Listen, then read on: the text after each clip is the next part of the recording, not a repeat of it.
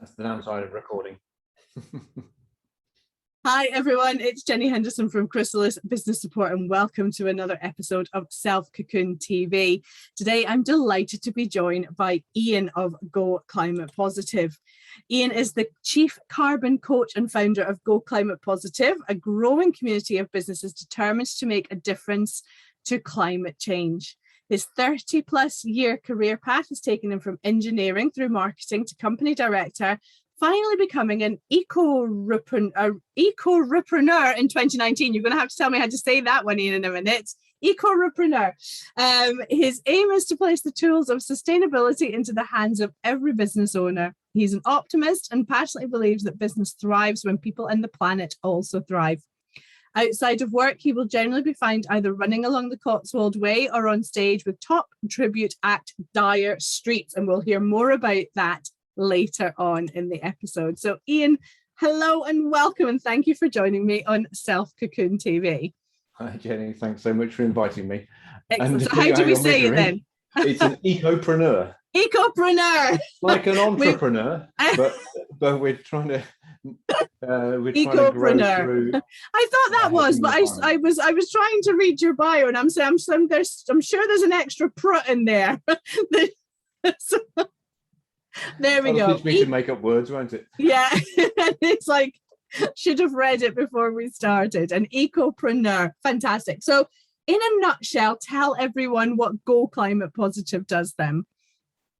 Great. Well, it's a certification program for businesses who want to show that they're taking the climate emergency seriously. So these little icons above my shoulder are the certificates you can earn if you join Go Climate Positive. So it's a graded 3-step process.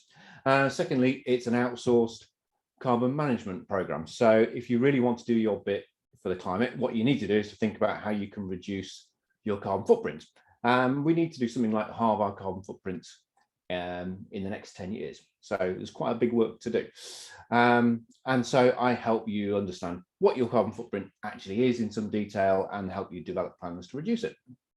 Fantastic.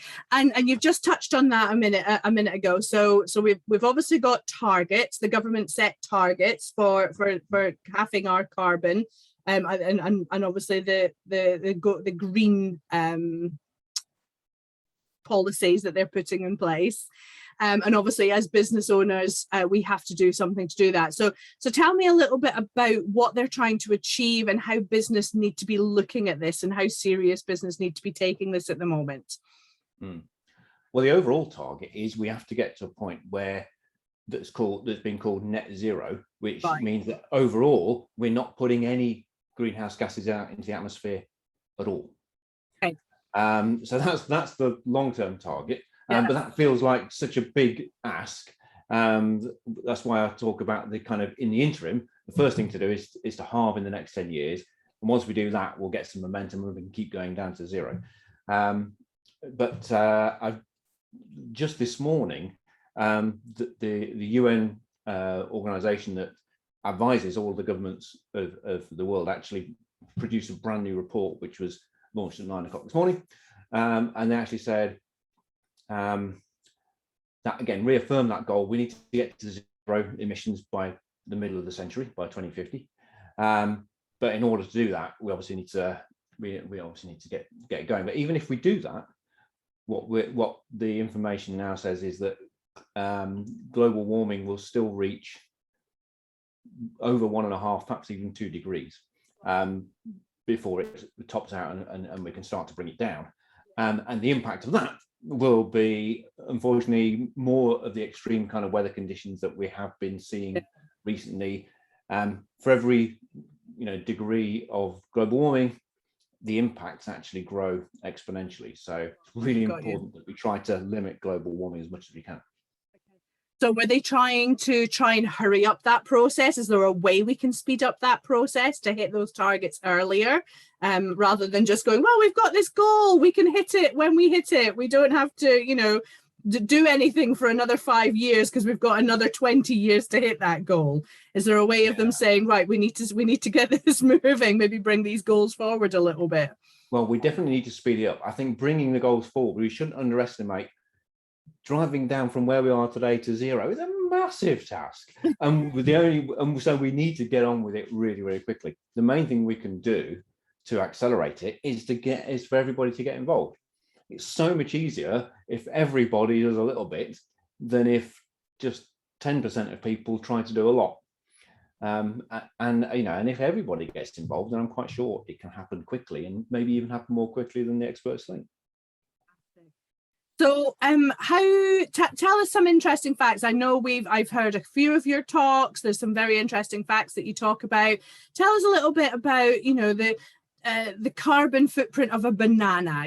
That's obviously a lot, it's a staple food. We've been eating it for many years, but actually there's a high carbon footprint associated with it, isn't there?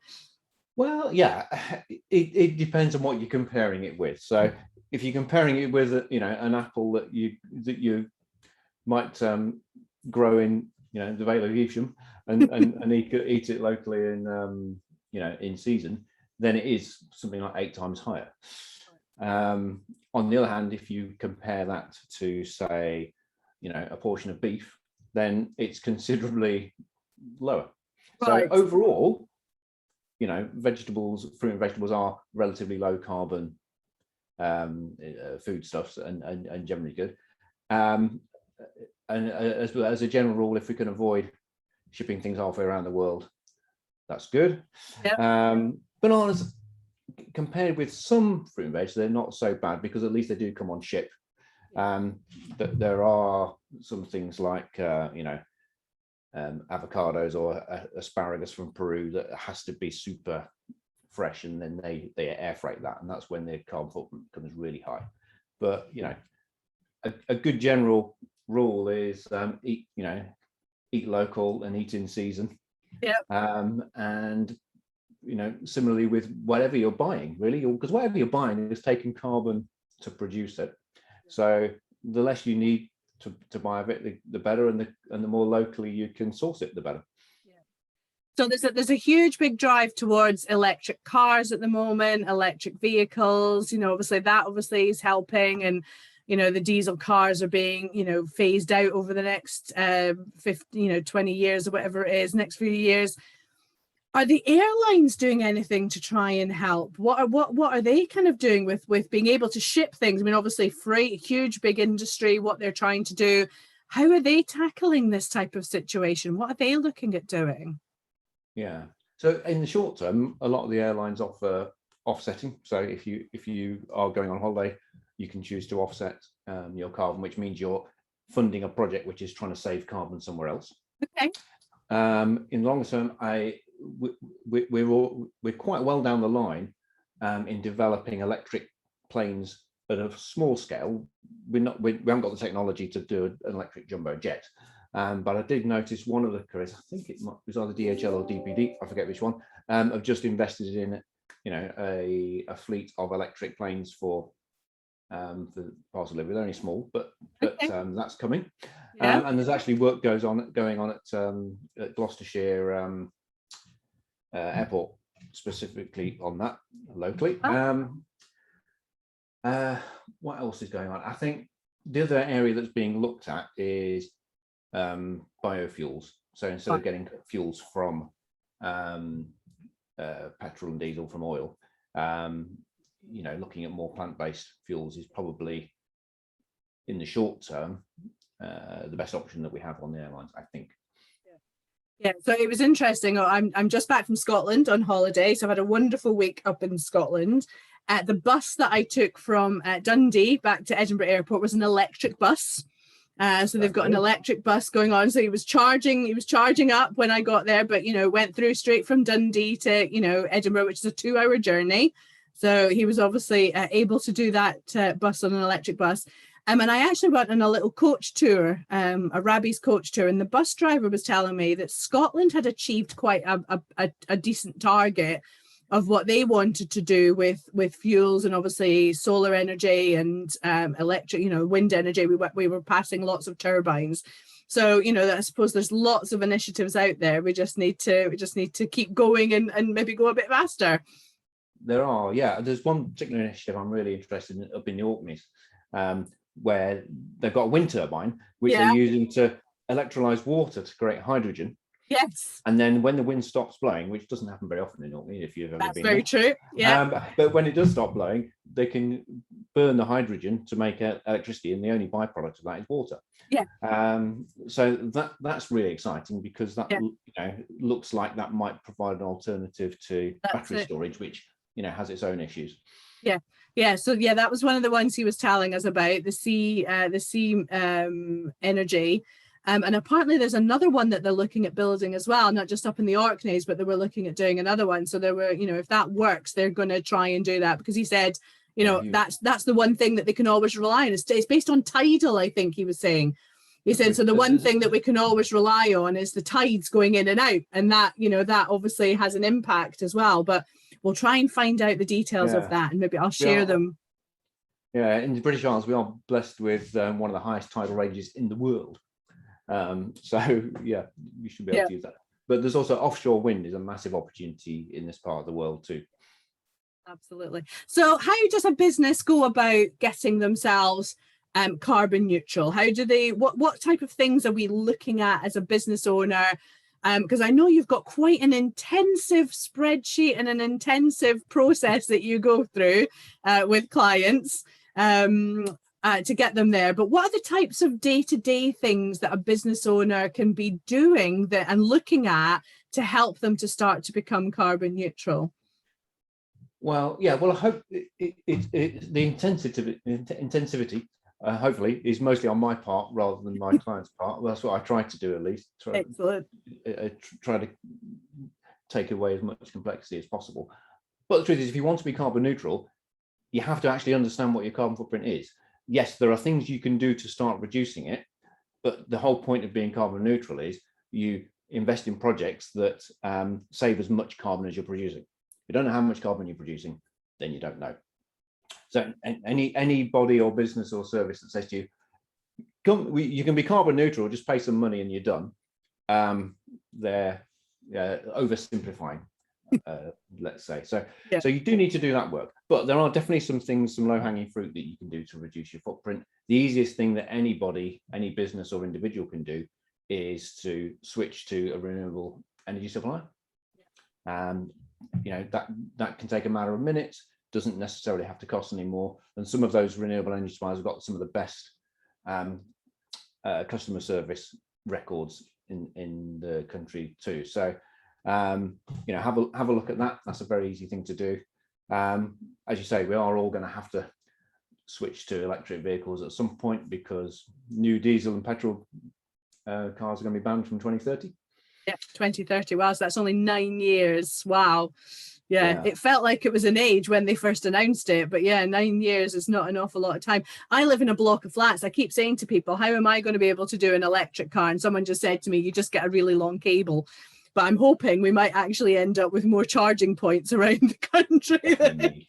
We definitely need a lot more charging points. Another thing you can do is, if you have food waste collections in your area, do use them, because the whole point of that is, if food goes into landfill, then it creates methane, and methane has 25 times the global warming potential of carbon dioxide. Okay. So it's really important that's something, again, everybody can do. It's really important, if you've got the opportunity to use the food waste bins, make sure you use them, because then the way that they process that prevents greenhouse gases going into the atmosphere, prevents the production of methane. And how would people find out if they have one local to them? Because I don't know if I've got one local to me. How would you then find where your nearest one is? How would you go about doing that? I think probably if you visit the WRAP website, that's WARP, you might be able to find out. Here in Cheltenham, we're fortunate in that the Borough Council organises them, and we all have bins that are collected on a weekly basis with our dustbins. So if that's not happening with your council, give the council a prod as well, because that's an important thing to do. Good point. So we need to all make sure that we're lobbying for these things to be happening in our local area. Or if you've got your own compost heap, you can compost at home. Okay. If that's the sort of thing that tickles your fancy. Obviously you can't just put food in there. It needs to be a mix of other things as well, but that's another option. Fantastic. And I suppose the answer to a question, how long does it take for somebody to go carbon neutral, is about as long as a piece of string, really, isn't it? I guess it starts from where you said you need to know where you're starting from and how much carbon you're using to figure out how then long that would then take you to make some changes to get there. But on average, how long does a business need to be looking at this to get to a really good position? Well, to be carbon neutral, you have to offset whatever you're producing now. Right. So, you know, to actually do the calculation, if you come with Go Climate Positive, it takes typically 8 to 12 weeks to get through that process. Depends on how long it takes you to get your data together, and you know, and then we can offset your footprint now. But what's really important is that's only an interim step. What's really important is that we all look to reduce over time. Now we don't have to cut it out immediately. Like I say, it's halving our reduction, halving our emissions over the next 10 years and keeping going on that rate is kind of that key. So if you think of it in those terms, it's little and often getting into the habit of looking at what you can reduce and keeping going at it. That's the key. Brilliant. Good advice. So I know you run some monthly webinars called Everything You Always Wanted to Know About Carbon Footprint. So I'm going to put the link in the chat box below this video so that people can learn when your next webinar is. How else can they get in touch with you? How else can people reach out and learn more about this from you? Yeah, so those webinars are completely free, by the way. So if you want to come on and learn about carbon footprinting, very welcome to do that. You can have a look at the website, which is go-positive.co.uk. You can find Go Climate Positive on LinkedIn and on Facebook. You'll find me in those places too, so you're very welcome to reach out to me. And yeah, and any of those, and there's plenty of information on the website in particular. There's lots of good educational stuff there that you can read and share.